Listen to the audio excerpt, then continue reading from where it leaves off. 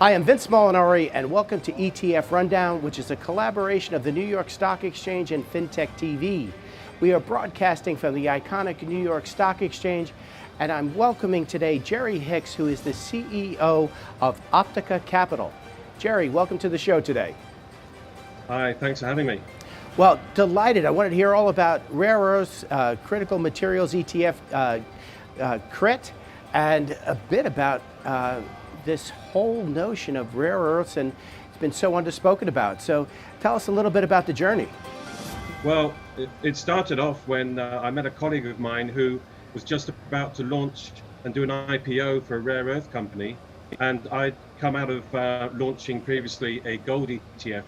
And we kind of had a boom moment and thought, well, let's combine the theme of rare earths and critical minerals, which is, as you know very well, is always in the news these days, and bundle it up into an ETF. And so here we are. We're based in Perth in Western Australia, which is actually really the critical mineral and rare earth capital of the world.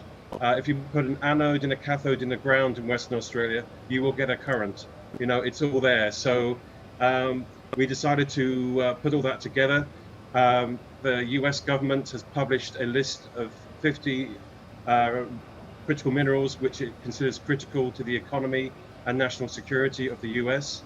The Canadian government, the Australian government, and the EU have all done exactly the same thing. They've published their own lists of critical materials. And so we've combined all that together, found the minerals that are consistent within those four lists, and found the growth stocks of companies who are, we believe, producing these minerals and have more than 50% of their income from these minerals, either producing, refining, or recycling. So that's really our theme in a nutshell. Quite an innovative approach to creating access to, frankly, a product or an investment class that isn't so accessible for most investors. I wanted to take a step back, Jerry, if you would. You know, so many of us have recently heard so much more about rare earths and the materials.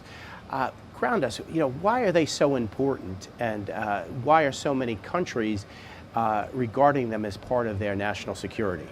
Well, I think for all of your viewers, they'll be able to relate to the importance and the fragility of international supply chains.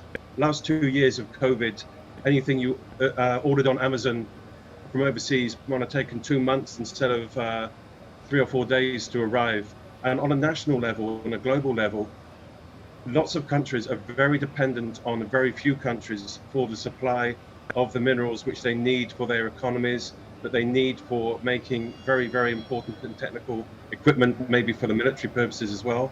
And they've taken a real look and said, well, hang on, I don't want to be buying these materials from China, from Myanmar, from Democratic Republic of Congo. I want to be ensure I can get those minerals when I want them in a responsible and environmentally sound manner domestically. And so we've seen the Biden and the Trump administrations agreeing on something, which is quite a headline in itself.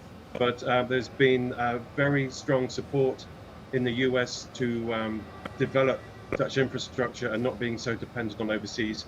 And being based in Australia, the same thing is happening there as well. So it's the supply chain issue is very critical, but also as we transition from to clean energy, these minerals will be particularly vital.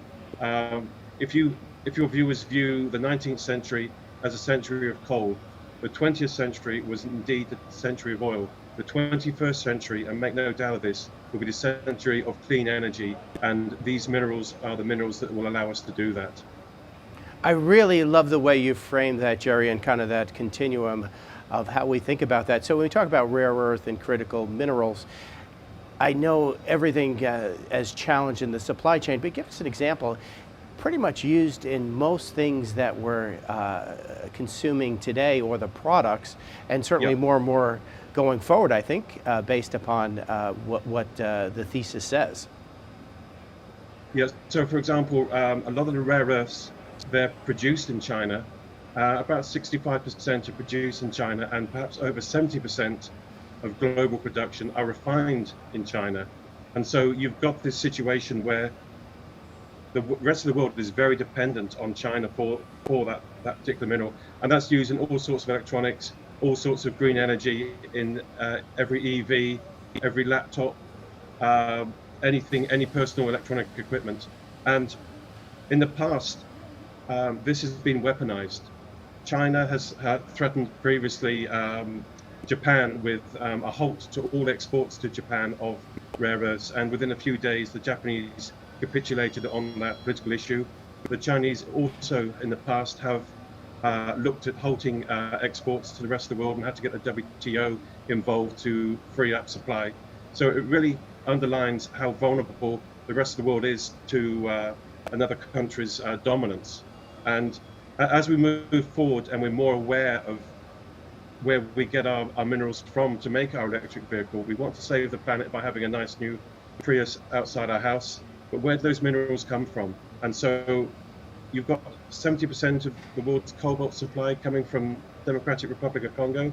Again, we want to be sure that the minerals we're buying in our car come from the right place and they're mined responsibly. So there's a real tension now between meeting these climate targets, these emission targets, but doing so in a responsible manner, and sourcing from countries and allies that we can rely on.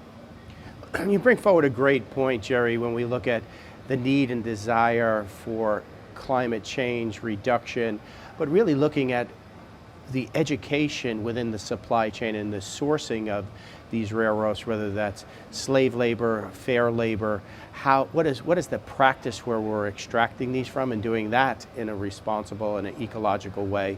And I'd love you to comment, given the rarity of rare earths and critical minerals, and what you pointed out, rather to the global control of so much of the supply, does this really rise to the occasion of national security issues for certain countries and really the need for strategic reserves within countries? Yeah, it's definitely an issue. And as I said, the fact that the Biden and previous Trump administrations identified this as being a national concern, I think that really underlines it. And the fact that the other Western countries, as I've said, Canada, Australia, EU, are also concentrating on this. So it's certainly at the forefront. And in recent weeks, we've seen human headline Mr. Musk mentioning that for his Tesla cars, he's going to look at buying his own lithium producing companies, which just again shows the vulnerability to companies for sourcing supply.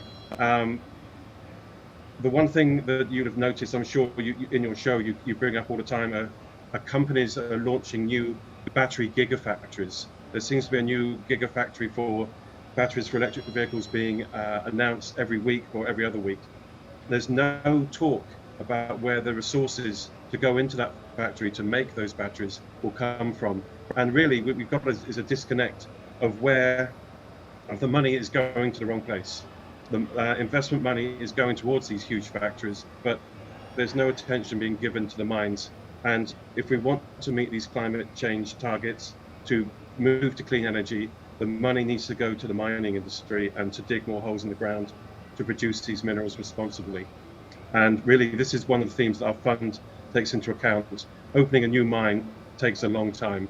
It takes 5-10 years, and you've got a very vocal environmental lobby, quite rightly. It's not easy to open a mine. You can open a factory to make it, but you cannot easily launch a mine to make it happen. Well, thank you, Jerry, for bringing responsible mining forward. It's a conversation that needs to be had and has to continue.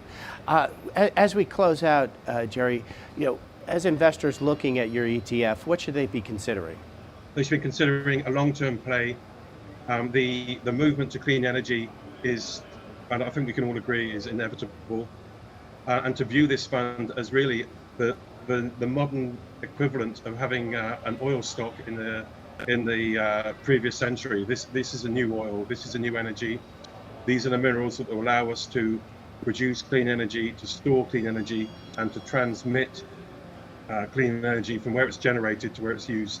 And I think to view it as a new energy stock and a responsible one at that, it is the way to view this fund.